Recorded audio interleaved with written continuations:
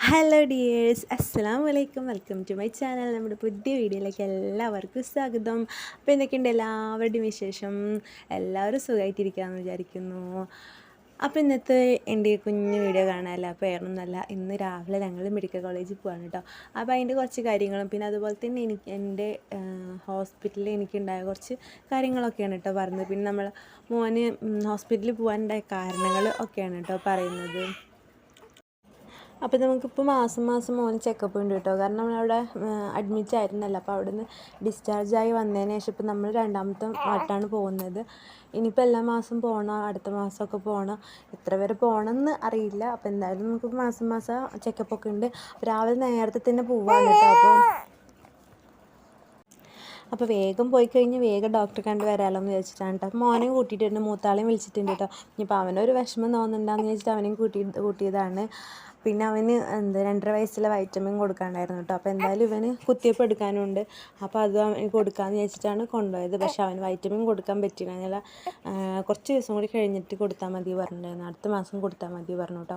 അപ്പോൾ നമ്മളിതാ രാവിലെ മെഡിക്കൽ കോളേജിൽ എത്തിയിട്ടുണ്ട്. അപ്പോൾ രാവിലെ തന്നെ നല്ല മഞ്ഞും തണുപ്പൊക്കെ ആയിരുന്നു കേട്ടോ പോകുമ്പോഴൊക്കെ.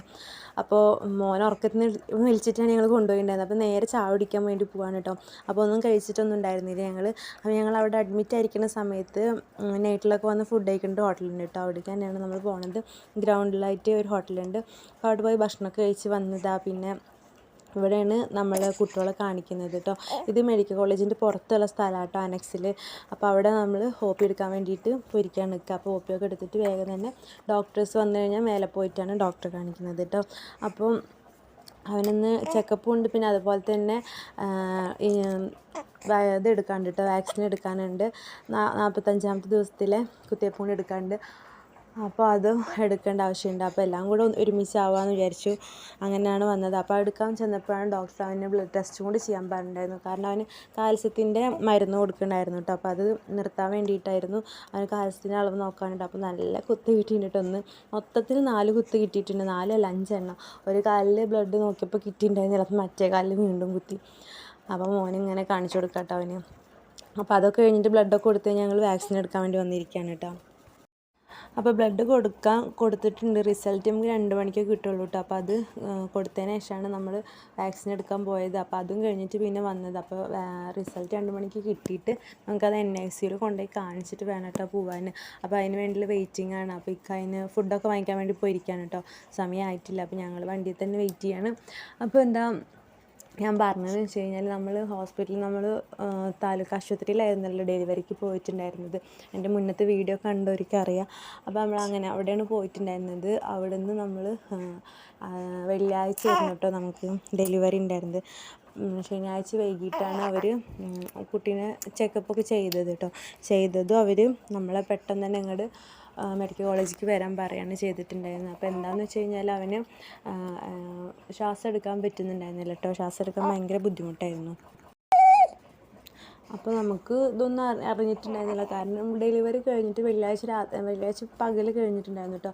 അപ്പോൾ മോനിങ്ങനെ പാല് കുടിക്കുമ്പോൾ കുറച്ചൊരു ഇത് കാണിക്കുമ്പോൾ രാത്രിയൊക്കെ ആകുമ്പോൾ അവനിങ്ങനെ ഒരു ശ്വാസം എടുക്കുമ്പോൾ തന്നെ ഒരു കറ ശബ്ദം പോലെ ഉണ്ട്. അപ്പോൾ തന്നെ ഞങ്ങൾ സിസ്റ്റർമാരൊക്കെ വരുമ്പോൾ ചോദിച്ചിട്ടുണ്ടായിരുന്നു കേട്ടോ, എന്താ മോൻ ഇങ്ങനെ ശബ്ദം എടുക്കുന്നത്. അപ്പോൾ അവർ പറഞ്ഞു കുഴപ്പമൊന്നുമില്ല, അത് ഡെലിവറി ഇപ്പോൾ കഴിഞ്ഞല്ലേ ഉള്ളൂ അതിൻ്റെയാണെന്നൊക്കെ പറഞ്ഞിട്ടുണ്ടായിരുന്നു കേട്ടോ.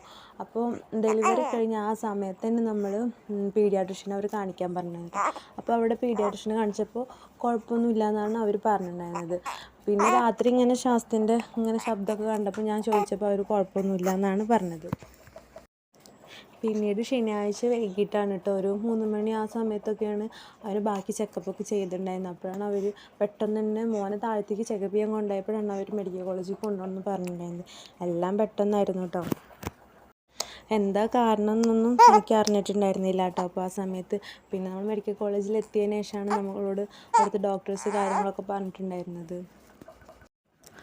അപ്പോൾ അവർ പറഞ്ഞിട്ടുണ്ടായിരുന്നത് വെച്ച് കഴിഞ്ഞാൽ അവനിങ്ങനെ ശ്വാസം എടുക്കുമ്പോൾ ഇങ്ങനെ ലെൻസിൽ എയർ കുടുങ്ങുന്നുണ്ട്, അത് കാരണം കൊണ്ട് ശ്വാസം എടുക്കാൻ പറ്റുന്നില്ല എന്നാണ് പറഞ്ഞിട്ടുണ്ടായിരുന്നു കേട്ടോ. അപ്പോൾ അവനിങ്ങനെ എന്താ പറയുക, ഇങ്ങനെ ലെൻസിൻ്റെ അവിടെ ഇങ്ങനെ ഒരു ഇതൊക്കെ ഉണ്ടാക്കിയിട്ടായിരുന്നു ഇങ്ങനെ അതിലെ എയർ അങ്ങനെ സെക്രേറ്റ് ചെയ്ത് എടുക്കുമായിരുന്നു കേട്ടോ.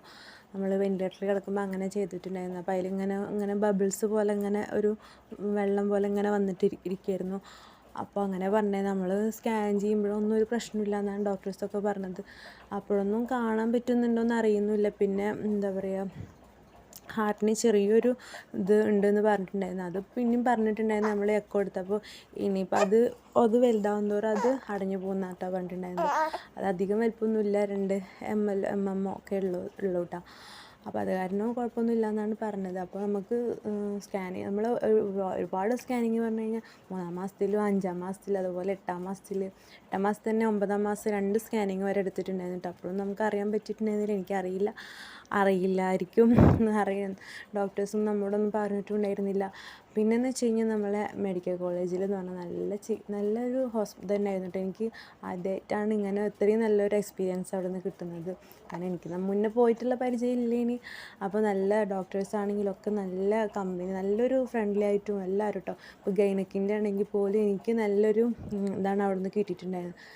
അതിനു വേണ്ടി ഞാൻ കാണിച്ച ഹോസ്പിറ്റലിൽ ഞാൻ ഒട്ടും സാറ്റിസ്ഫൈഡ് ആയിരുന്നില്ല കേട്ടോ.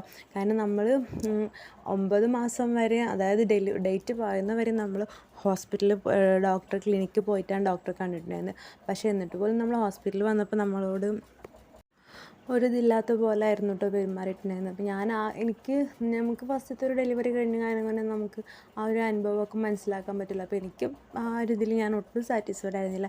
എനിക്ക് ആ ഹോസ്പിറ്റൽ തിരഞ്ഞെടുക്കണ്ടായിരുന്നു എന്നുള്ളതായിരുന്നു കേട്ടോ പിന്നീട് തോന്നിയത്.